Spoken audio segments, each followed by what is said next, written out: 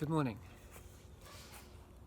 When people talk about sports psychology, or when they think about it, the first thing that springs to mind is mental skills training. And a lot of people assume that's what sports psychology is. But it's actually much more than that. Because sport, I think I might have said this before, that sport is just one area of our lives which affects the other areas, and the other areas in turn affect sport. And one of the key factors, if you want to be really successful over the longer term, is you need to manage that total picture really well. So effective self-management is actually a key part of being successful in sport. And most of the stuff that we've spoken about to date really has been about self-management and not specifically about sport. But I think it's time we started talking a little bit more specifically about sport and mental skills training. So over the next few days, I'm going to pick out a few basic mental skills and talk a little bit about those.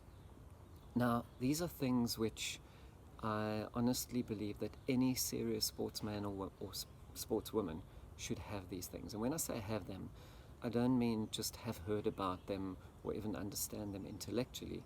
I mean, you need to understand what it's about, but you have to have practiced applying them, first in training and then in a competitive environment, to the point that they become really useful when you need them most under pressure.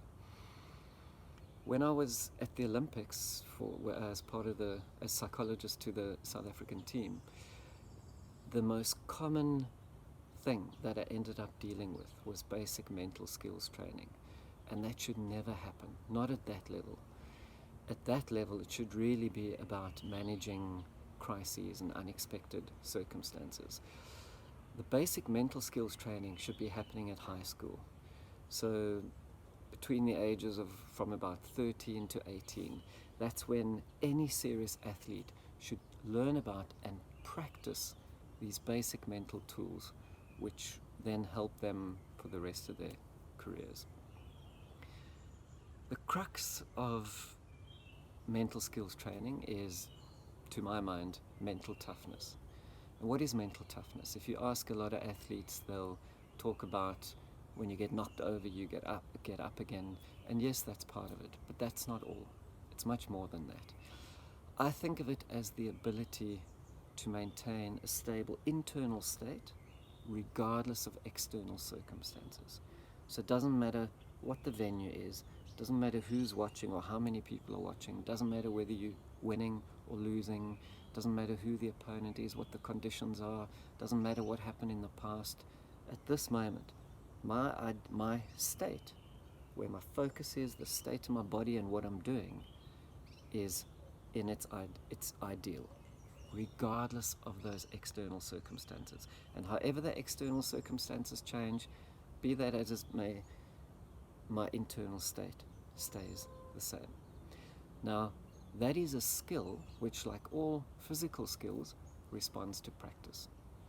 And in fact, the perfect opportunity to practice mental toughness is in difficult circumstances. So where, in one sense, human instinct is to shy away from difficult, stressful circumstances, actually, that's a perfect opportunity to go out and, in spite of these circumstances, I'm practicing to maintain a stable internal state.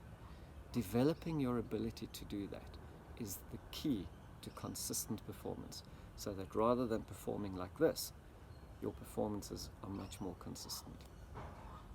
So there are really two key points, and the first is you need to, excuse the noise in the background,